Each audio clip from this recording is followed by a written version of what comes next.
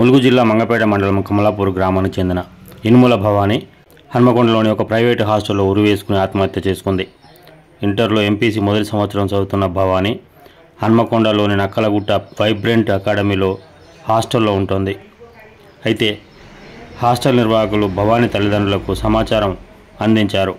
విషయం తెలుసుకున్న భవాని బంధువులు హాస్టల్ వద్దకు వెళ్లి ఫర్నిచర్ ధ్వంసం చేశారు. కాలేజీ ముందు పెద్ద ఎత్తున ఆందోళన చేశారు. అయితే విద్యార్థిని భవాని మృతికి గల కారణాలు తెలియాల్సి ఉంది.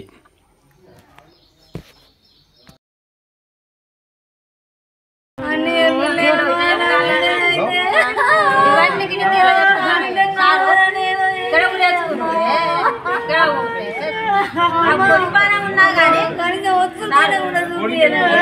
కానీ